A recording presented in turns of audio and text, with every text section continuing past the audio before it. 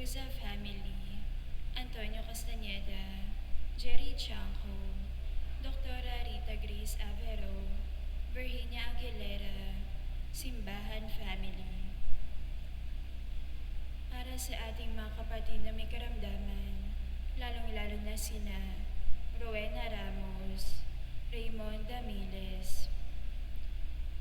Para sa tanging kahilingan nina Pablo Virgilio S. Cardinal David, Boong, Ana Salachon House, Gina Morales Reyes, Esther Habir.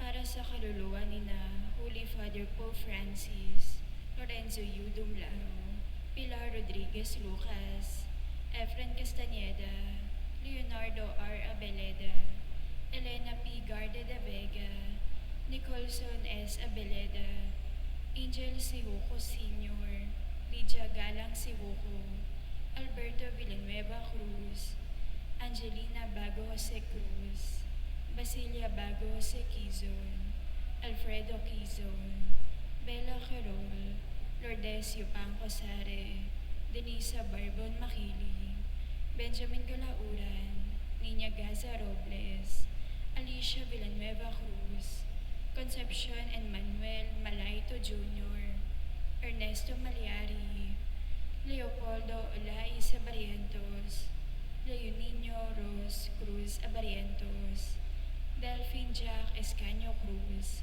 Alfonso Buhain Cruz, Felix Mina Kaasi, Mancel Santos, Gregorio Mina, Gary Mina, Pasita and Eligio Dominguez, Roberta Año Nuevo, Josefina and George Trinidad, Ramoncito Trinidad, Melba Trinidad, at sa lahat ng kaluluwa sa purgatorio.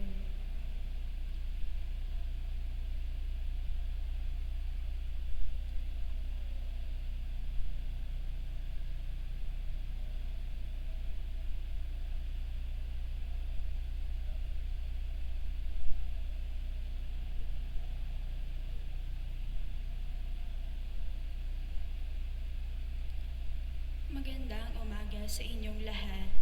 Ikinagagalak po namin ang inyong pakikiisa sa pagdiriwang na banal na Eucharistia. Ngayon po ay ika-6 na araw na simbang gabi. Pagsuko na ating mga pangarap sa Diyos. Ang mamumuno po sa ating banal na pagdiriwang ay si Reverendo Padre Ray Larios de Mayakyak V.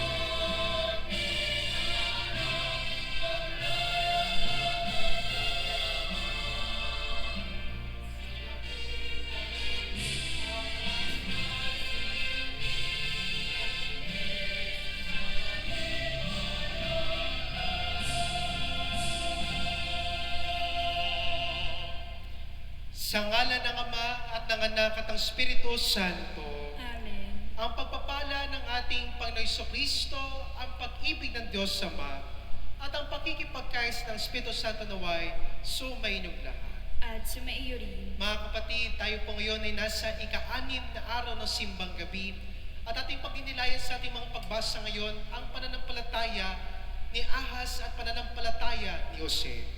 Mga kapatid, aminin natin ating mga kasalanan upang tayo maging marapat gumanap sa banal na pagdiriwang. Inaamin ko sa makapangyarihang Diyos At sa inyo, mga kapatid, na lubha ko nagkasala sa isip, sa salita, sa gawa, at sa aking pagkukulang. Kaya sinasamo ko sa mahal na Birheng Maria, sa lahat ng mga anghel at mga banal, at sa inyo, mga kapatid, na ako'y panalangin sa Panginoong ating Diyos. Kaawanawa tayo ng makapangyarihang Diyos, patawarin tayo sa ating mga kasalanan at patubayan tayo sa buhay na walang hanggan. Amen.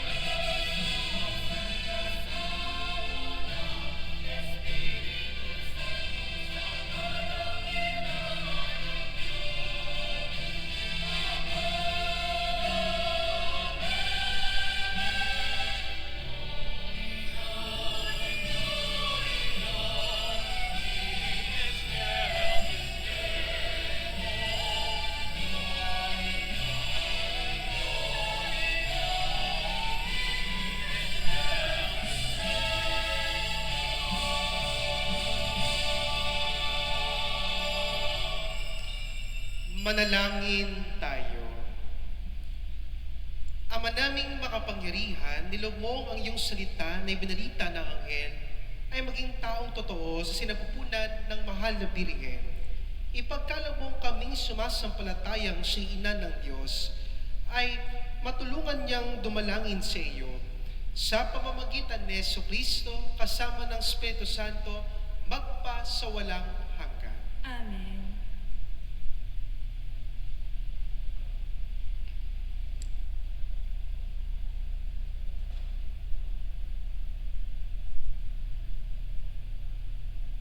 Pagbasa mula sa aklat ni Propeta Isaías. Noong mga araw na iyon, ipinasabi ng Panginoon kay Akas, "Humingi ka sa akin ng palatandaan, maging sa kalaliman ng kinaroroonan ng mga yumao o sa kaitaasan ng langit." Sumagot si Akas, "Hindi po ako hihingi. Hindi ko susubukin ang Panginoon." Sinabi ni Isaías, "Pakinggan mo, sambahayan ni David. Kulang pa ba ang galitin ninyo ang mga tao, na pati ang aking Diyos ay inyong niyayamot? Kaya nga't ang Panginoon na rin ang magbibigay ng palatandaan.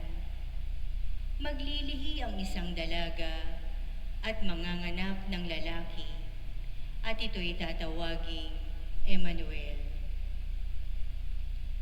Ang salita ng Diyos. Salamat sa Diyos. Ang Panginooy darating, siya'y dakilang hari natin. Ang Panginooy darating, siya'y dakilang hari natin.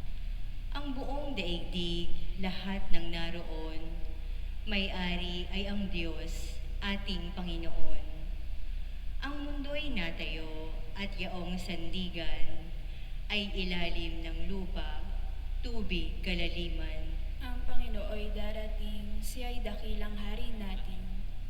Sino ang marapat umahon sa burol? Sa burol ng poon, sino ngang aahon? Sinong papayagang pumasok sa templo? Sinong tutulutang pumasok na tao? Siya na malinis ang isip at buhay, na hindi sumamba sa Diyos-Diyosan, tapat sa pangako na binibitiwan. Ang Panginooy darating, siya'y dakilang hari natin. Ang Diyos na Panginoon, pagpapalain siya, ililigtas siya at pawawalang sala. Gayon ang sinumang lumalapit sa Diyos, silang lumalapit sa Diyos ni Jacob. Ang Panginooy darating, siya'y dakilang hari natin.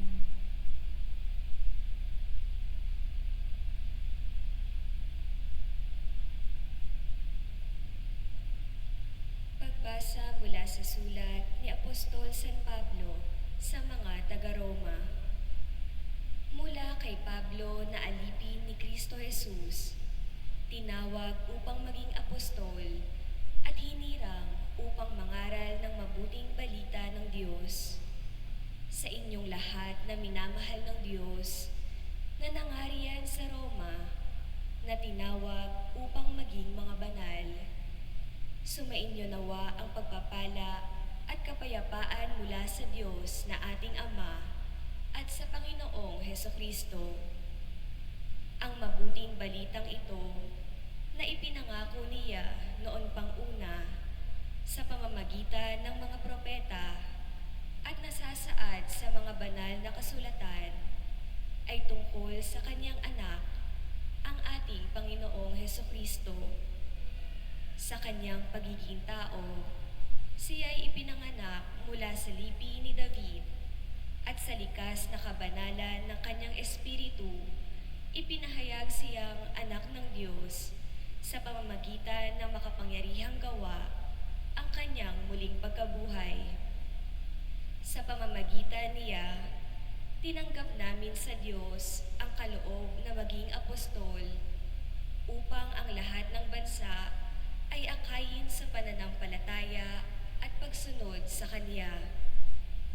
Kabilang din kayo sa mga tinawag na maging tagasunod ni Jesucristo.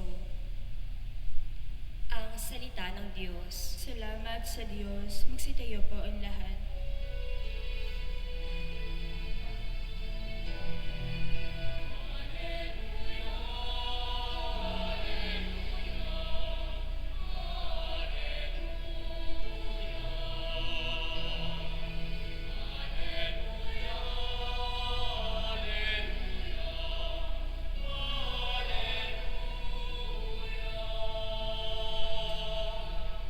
Maglilihi ang dalaga, lalaking isisilang niya'y Emmanuel na poong sinta.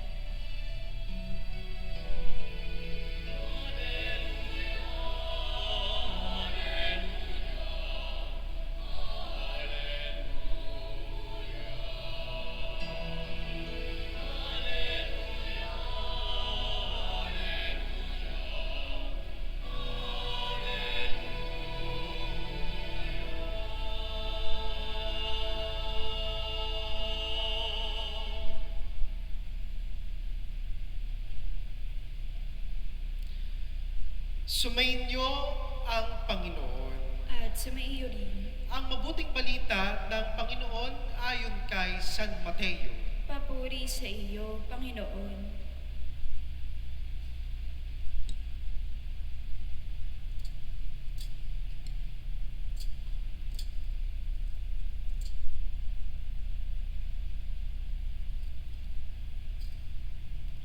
Ganito ang pagkapanganak kay Hesukristo.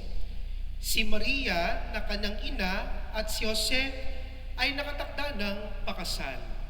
Ngunit, bago sila nakasal, si Maria ay natagpuang nagdadalang tao. Ito'y sa pamamagitan ng Espiritu Santo. Isang taong matuwid itong si Jose na kanyang magiging asawa.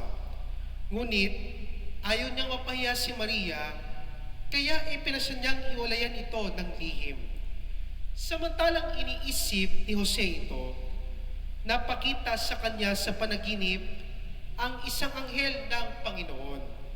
Sabi nito sa kanya, Jose, anak ni David, huwag kang matakot na tuluyang pakasalan si Maria, sapagkat siya'y naglihi sa pamamagitan ng Espiritu Santo. Manganganak siya ng isang lalaki at ito'y pangangalanan mong Jesus, sapagkat siya ang magliligtas sa kanyang bayan sa kanilang mga kasalanan. Nangyari ang lahat ng ito upang matupad ang sinabi ng Panginoon sa pamamagitan ng propeta. Maglilihi ang isang dalaga at manganganak ng isang lalaki, at tatawagin itong Emmanuel. Ang kahulugay, kasama natin ang Diyos. Nang magising si Jose, sinunod niya ang utos ng anghel ng Panginoon, pinakasalan niya si Maria. Mga kapatid, ang mabuting balita ng Panginoon. Pinupuri ka namin, Panginoong Jesucristo.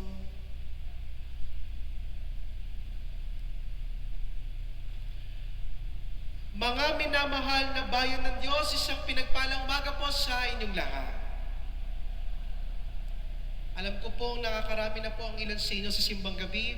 Sana naman po ang inyong pagtugon ay hindi pa rin kayo napapagod sa aking panambalik o sa aking paanyaya. Magandang umaga po sa inyong lahat. Pwede po bang pakitignan po muna yung katabi ninyo sa umagang ito? Tanungin niyo po siya, sabihin niyo po sa kanya, kaya mo pa ba? Alam po ninyo, minsan kapag ako ay nagmimisa, kapag misa, aginaldo, minsan po marami po mga tao makikipag-picture sa akin after ng misa. Sasabihin ko po sa kanila na, o sige, upang makita kung inakakailan na kayong simbang gabi, kinakailangan niyong bigyan ng marka ang inyong mga daliri kung ilang beses na ba kayong nagsisimbang gabi. Nagtataka po ako sa isang sakristan sapagkat ang ginawa po ng sakristan na ito ay nakaganon lamang po siya sa litrato. tinanong ko po siya, bakit ganon ang pinakita mo sa ating picture taking? Kasi po, Father, throughout my simbang gabi, kung 6 pong simbang gabi, 6 beses na rin po akong inaantok at nakakatulog. Sana naman po ang ilan sa inyo sa oras dito, bagamat nakaka-6 na, ay hindi pa rin nakakatulog at patuloy pa rin sa paghahanda para sa pagdating ng Panginoon. Pumalakpak nga po ang mga taong nakaka-6 na at mga taong hindi pa inaantok. Mga kapatid, tayo po ngayon ay nasa ika-4 na linggo sa panahon ng Adbyento at ika-6 na araw ng simbang gabi. Ang ating po mga pagbasa ngayon, sa unang pagbasa, ay katulad din po ng pagbasa na narinig natin kahapon na kung saan ikonekta natin ito sa buhay ni Maria, sa kanyang oo, sa kanyang pagtugon mismo sa kaloob ng Diyos para sa kanya. Ngayon pa man din po, ang ebanghelyo po na narinig naman natin ngayong araw na ito from the Gospel according to St. Matthew, ito po mismo din ay nabasa na din natin na narinig natin nito lamang kamakailan nung nakaraang simbang gabi. Pero ngayon pa man din po, bagamat narinig na natin ang mga pagbasa ngayong umagang ito, meron pa rin panibagong aral ang itinuturo sa atin ang Diyos. Ang tema po ng ating mga pagbasa sa araw na ito ay patungkol po dito, ang pananampalatayang humihingi ng tanda at pananampalatayang tumalima. Ulitin ko po muli, pananampalatayang humihingi ng tanda at pananampalatayang tumatalima.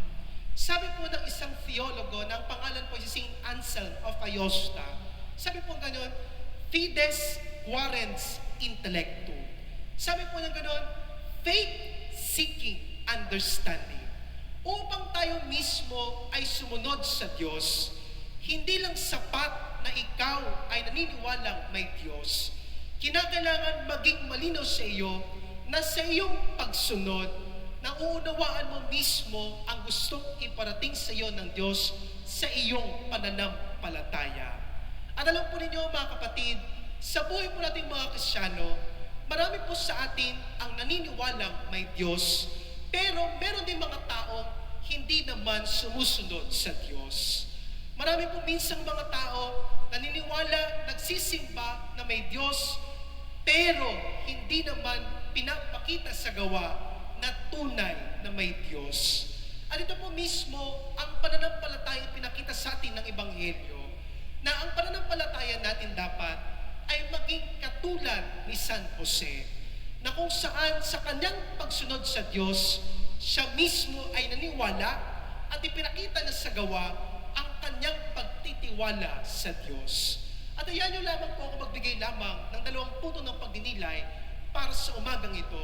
At unawain po natin ang magkaibang pananampalataya sa unang pagbasa at sa ikalawang pagbasa. Sa unang punto po ng pagdinilay, sa unang pagbasa mula sa aklat ni Propeta Isaías, nakita po natin doon ang isang uri ng pananampalataya, ang pananampalataya ni Akas. Sa panlabas na kabanalan, ngunit sarado ang puso. Alam po ninyo, kung ulitin po muli natin ang unang pagbasa, makikita po natin doon ang isang pananalita at imbitasyon ni Propeta Isaías kay Akas. Sabi ng ganon, humingi ka ng tanda mula sa Panginoon. Ngunit, ano pong ginawang tugon ni Akas? Tumanggi siya. Sa unang tingin, mukha pong maganda ang kanyang sagot. Sabi po ni Akas, hindi ako hihingi ng tanda, hindi ko tutuksohin ang Panginoon. Ngunit sa totoo, hindi ito tanda ng tunay na pananampalataya, kundi ng takot at kawalan ng tiwala. Ayaw ni Akas na tanda sapagkat nakapag-desisyon na siya sa kanyang buhay na umasa sa sariling lakas at sa kapangyarihan ng tao, hindi sa Diyos. Alam po ninyo, sa buhay po natin minsan, nagkakaroon po tayo ng ganitong uri ng pananampalataya na katulad ni Akas. Minsan, naniniwala tayong may Diyos, pero hindi naman tayo sumusunod sa Diyos. Minsan, nakikinig tayo ng salita ng Diyos, pero ibang salita naman ang ating pinaniniwalaan. Minsan sa buhay natin, kapag tayo ay nasa trabaho, sinasabi natin sa ating mga katrabaho na tayo ay Katoliko, pero hindi mo namang pinapakita sa iyong gawa na ikaw ay isang Kristiyanong Katoliko. At ano po mismo ang panawagan po sa atin? Kung tunay tayong may pananampalataya sa Diyos, hindi lang sapat na ikaw ay naniniwalang may Diyos. Kinakailangan sa iyong pagsunod, ipinapakita mo may Diyos. Sapagkat sa ating gawa, 24/7 ay dapat tayo maging isang Kristiyano. Hindi lamang po sa isang partikular na oras at panahon, kundi sa bawat sandali ng ating buhay, tayo mismo dapat ay may pagsunod sa Diyos. Alam po ninyo, minsan po nakakalungkot po sa ilang mga Katoliko, imbis na maging mabuting ehemplo sa ibang mga tao, siya pa minsan ang hindi nagiging mabuting ehemplo sa kanyang kapwa-tao. Minsan, nakikita pa po natin kung sino pa po yung mga nagsisimba sa araw ng linggo o yung mga nakakakumpleto na siyang na araw ng simbang gabi. Sila pa minsan ang mga taong nakakapag-discourage sa ibang tao upang mapalalim ang kanilang pananampalataya. Tandaan po natin mga kapatid, huwag lamang natin gayahin ang ginawa ni Ahaz sa unang pagbasa. Sa panglabas, mukha siyang banal, mukha siyang okay. Pero sa panloob naman, siya mismo ay nagkukulang sa kanyang pagsunod sa Diyos. Mas lalo siyang nagtitiwala sa kanyang sarili kaysa sa Diyos. Ito po mismo ang paalala sa atin. Tayo mismo ay tinatawagan maging tagasunod ng Diyos. Hindi tagasunod ng ating sarili, kundi tagasunod ng Diyos. At sa pangalawang bagay po na ating pagninilay ngayon, from the Gospel according to St. Matthew, ang pananampalataya ni San Jose, tahimik na pagtitiwala at ganap na pagsunod. Sa Ebanghelyo po na narinig po natin sa umagang ito, ang larawan ni San Jose, hindi siya humingi ng tanda, hindi siya nagsalita, hindi siya nagtanong nung nagpakita ang anghel ng Panginoon sa kanya. Ngunit nang magsalita ang Diyos sa pamamagitan ng panaginip, si Jose ay tumalima agad. Pagkagising mismo ni San Jose, ginawa niya ang iniutos ng anghel ng Panginoon. Ito ang pananampalatayang hindi naghahanap ng garantiya, hindi humihingi ng malinaw na plano, kundi buong loob na nagtitiwala kahit hindi sigurado ang mangyayari. At ito po mismo ang palalapos sa atin ng katulad ng pananampalataya ni San Jose. Siya mismo ay ehemplo ng pagsunod mismo niya sa Diyos. Sa ating po mga buhay mga kapatid, ito rin ang panawagan sa atin ng Diyos. Kung tunay tayong may pananampalataya sa Kanya, tayo mismo ay sumusunod sa Kanyang kalooban kahit hindi natin lubos na maunawaan kung bakit nangyayari ito. Tayo mismo ay may pananampalataya sapagkat tayo mismo ay natututo sa kayang gawin ng Diyos sa ating mga buhay. Tayo mismo ay may pananampalataya na sumusunod sa Diyos dahil naniniwala tayo sa kapangyarihan mismo ng Diyos. At ito po mismo ang magandang pakatandaan po natin sa ating mga buhay. Kung tunay tayong sumusunod sa Diyos at tunay tayong isinasagawa ang pagsunod na ito sa Diyos, kinakailangan na tayo mismo ay patuloy na nagtitiwala sa Diyos kahit ang mga imposible ay hindi posibleng mangyari. Ito po mismo ang palala sa atin ng pananampalataya ni Jose. Manatiling sumusunod sa Diyos at manatiling natututo sa kakayanan ng Diyos na gawin sa ating mga buhay. Mga kapatid, ito lamang po ang gusto kong iwan sa ating pagninilay sa umagang ito. Ang salitang pananampalataya, ang pananampalatayang humihingi ng tanda at pananampalatayang tumatalima. Dalawang bagay lamang po ang pinapakita po sa atin natin mga pagbasa. Una, ang pananampalataya ni Ahaz, panlabas na kabanalan ngunit sarado ang puso. Kinakailangan natin matutunang buksan ang ating kalooban ang huwag lamang pakitang tao sa ating pananampalataya. At pangalawa naman, ang pananampalataya ni Jose, tahimik na nagtitiwala at ganap na pagsunod. Mga kapatid, sa patatapos ng aking humilya sa umagang ito, isa lamang uri ng katanungan na gusto kong iiwan sa inyo upang kayo mismo ay makapaganda sa araw ng Pasko. Sa tingin po ba ninyo, ang pananampalatayang meron kayo sa oras na ito ba ay isang pakitang tao lamang o ito ba mismo ay bunga ng iyong pagsunod sa Diyos?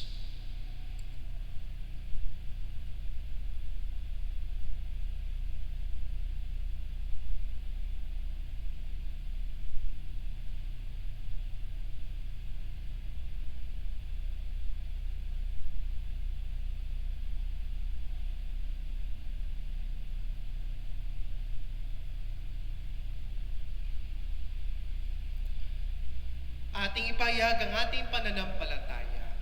Sumasampalataya ako Sa Diyos Ama makapangyarihan sa lahat na may gawa ng langit at lupa. Sumasampalataya ako kay Kristo, isang anak ng Diyos, Panginoon nating lahat.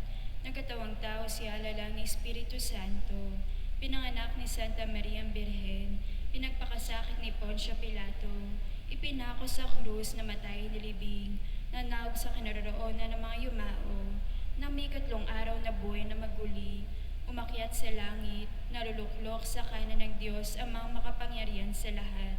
Doon magmumulang paririto tukong sa nangabubuhay at nangamatay na tao. Sumasampalataya naman ako sa Diyos Espiritu Santo, sa banal na simbahang katolika, sa kasamahan ng mga banal, sa kapatawaran ng mga kasalanan, sa pagkabuhay na muli ng nangamatay na tao, at sa buhay na walang hanggan. Amen. Nalalapit na ang malulhating pagdating ng ating tagapagligtas. Hilingin natin sama na gawin niya tayong marapat na tagapagdala ng kanyang salita, ang Emmanuel. Manalangin tayo. O Diyos, halina sa aming piling. O Diyos, halina sa aming piling. Diyos naming mapagmahal, taglayin nawa naming iyong simbahan ang kabutihan at katotohanan habang aming pinatotohanan ang pagkakatawang tao ng iyong anak. Manalangin tayo. O Diyos, halina sa aming piling. Diyos naming mapagmahal, dalhin nawa ng mga nagtatrabaho sa aming pamahalaan si Kristo sa kanilang matapat na paglilingkod at pagpapatupad ng saligang batas. Manalangin tayo.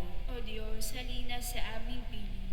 Diyos naming mapagmahal, isaloob at ibahagi nawa naming mga natitipon ngayon kay Kristo ang aming pakikibaka bilang Kristiyano sa makabagong panahon. Manalangin tayo. O Diyos, halina sa aming piling. Diyos naming mapagmahal, patuloyin mo sa iyong walang hanggang paghahari silang mga tinawag mo mula sa buhay na ito. Manalangin tayo. O Diyos, halina sa aming piling. Sa ilang sandali ng katahimikan, itaas natin sa Diyos ang ating mga pansariling kahilingan, gayon din ang mga taong lubos na nangangailangan ng ating panalangin. Manalangin tayo. O Diyos, halina sa aming piling. Mapagmahal naming Diyos, tulungan mo kaming maisaloob ang iyong salita, ang Emmanuel, sa aming bawat pasya at gawa. Iniling namin ito sa pamamagitan ni Kristo, kasama ng Espiritu Santo, magpa sa walang hanggan. Amen. Manatili pong nakatayo.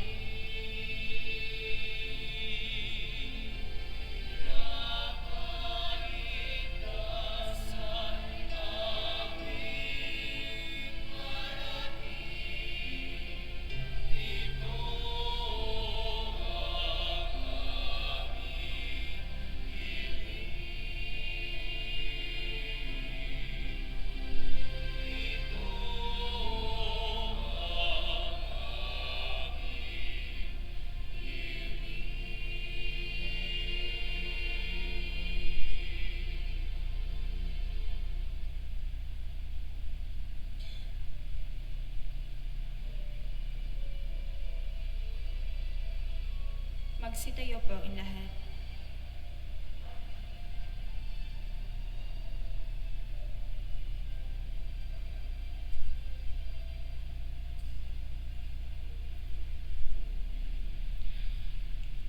Manalangin kayo mga kapatid upang paghahain natin ay kalugdan ng Diyos amang makapangyarihan. Tanggapin nawa ng Panginoon itong paghain sa iyong mga kamay, sa kapurihan niya at karangalan sa ating kapakinabangan at sa buong sambahin niyang banal.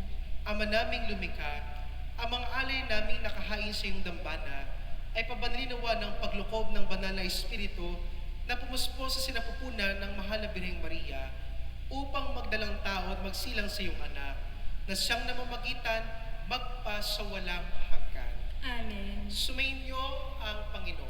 At sumaiyo rin. Itaas sa Diyos sa inyong puso at diwa. Tinaas na namin sa Panginoon. Pasalamatan natin ang Panginoong ating Diyos. Marapat na siya ay pasalamatan. Ama naming makapangyarihan, tunay ngang marapat ikaw ay aming pasalamatan. Bukod mong pinagpalang maging ina ni Jesucristo, ang mahal na birheng nagpupuri at nagagalak sa iyo. Ikaw ang gumawa ng tanang dakilang bagay, ikaw ang lumilingap sa lahat kailanman. Nilingap mo ang mahal na birhen bilang iyong abang alipin na iyong binigyan ng tungkuling kumalinga sa anak mong manunubos namin. Kaya kaysa namang yan na nagsisiawit ng papuri sa iyo nang walang humpay sa kalangitan, kami nagbubunyi sa iyong kadakilaan.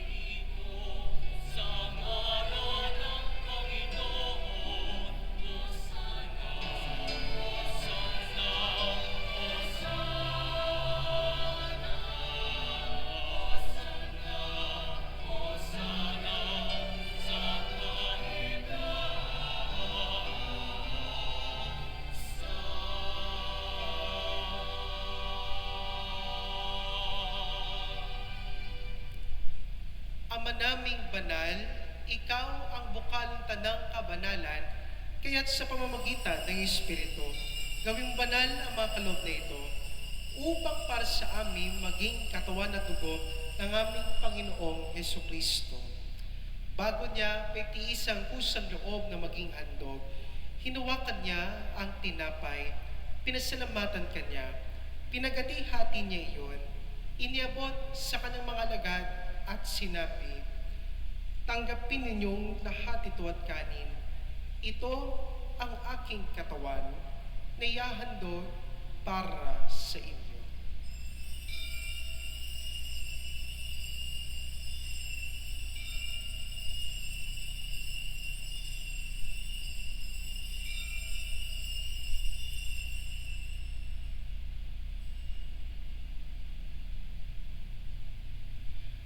Gayon din naman, noong matapos ang hapunan, hinawakan niya ang kalis, muli kanyang pinasalamatan.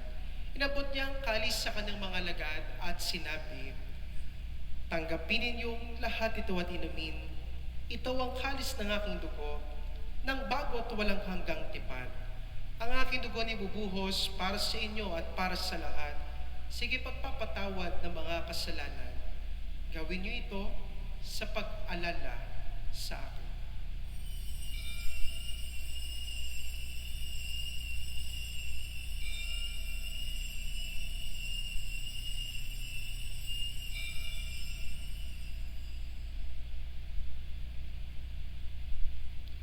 Ipagbunin natin ang misteryo ng pananampalataya.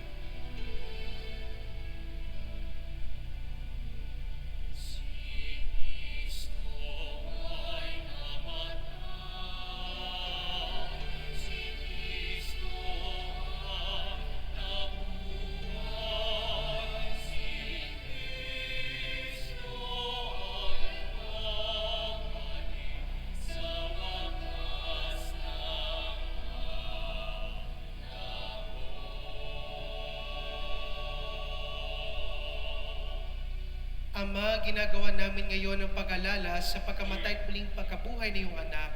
Kaya tinialay namin sa iyo ang tinapay na nagbibigay buhay at ang kalis na kakalob ng kaligtasan. Kami nagpapasalamat dahil kami yung minarapat at tumayo sa harap mo para maglingkod sa iyo.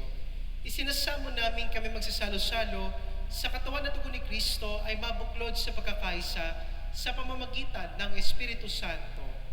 Ama, lingapin mo ang iyong simbahang laganap sa buong daigdig. Puspusin mo kami sa pag-ibig. Kay San Leon na aming Papa at Papa Virgilio naming Obispo at ang Tanang Kaparian. Alalahanin mo rin ang mga kapatid naming nahimlay na may pag-asang sila'y muling mabubuhay, gayon din ang lahat ng mga pumanaw.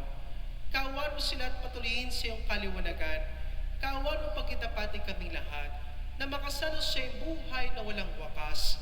Kaysa na mahal na Birheng Maria na ina ng Diyos, ni San Jose ng kanyang kabiyak ng puso, kaysa ng mga apostol, lalo-lalo na si San Bartolome, at ang lahat ng mga banal na namuhay dito sa daigdig ng kalugulugod sa iyo, may pagdiwang nawa namin pupupuri sa ikararangal mo sa pamamagitan ng iyong anak na aming Panginoong Jesucristo.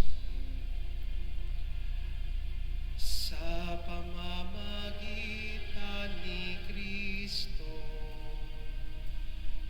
kasama niya sa Kanya,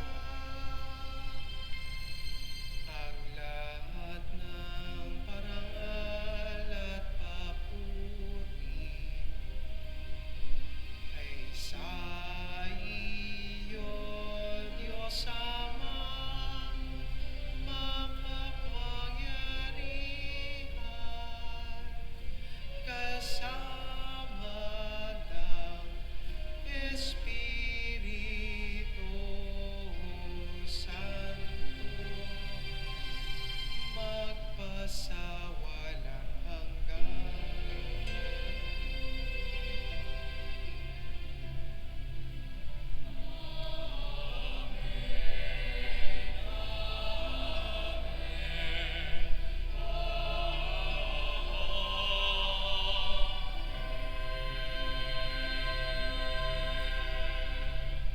Sa tagubilin naman na kagay na utos sa turo ni Jesus sa Panginoon natin at Diyos, ipayag natin ng lakas loob.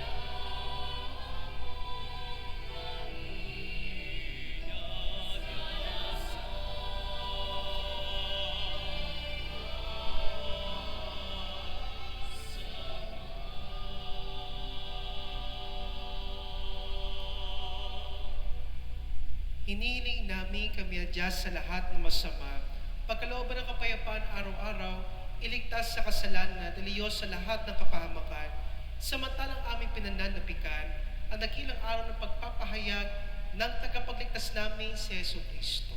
Sapagkat iyong kaharian at ang kapangyarihan at ang kapurihan magpakilanman. Amen. Panginoong Kristo, sinabi mo sa iyong mga apostol, kapayapaan ang iniwan ko sa inyo, ang aking kapayapaan na binibigay ko sa inyo. Tungayin mo ang aming pananampalataya at huwag ang aming pagkakasala. Pagkalooban mo kami ng kapayapaan pagkakaisa, ayon sa iyong kalooban, kasama ng Espiritu Santo magpa sa walang hanggan. Amen. Ang kapayapaan ng Panginoon ay laging sumainyo. At sumaiyo rin. Magbigayan kayo ng kapayapaan sa isa't isa. Kapayapaan.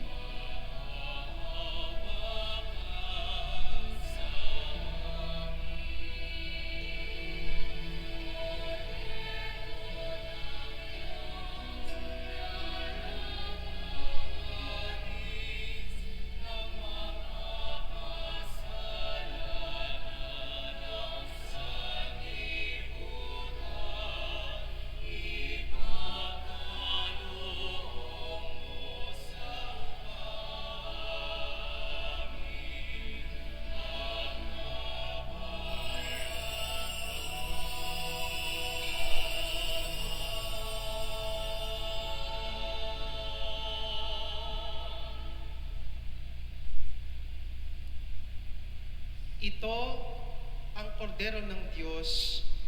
Ito ang nag-aalis ng mga kasalanan sa libutan. Mapalad ang mga inaanyayahan sa kanyang pigi. Panginoon, hindi ako karapat-dapat na magpatuloy sa iyo. Ngunit sa isang salita mo lamang ay gagaling na ako.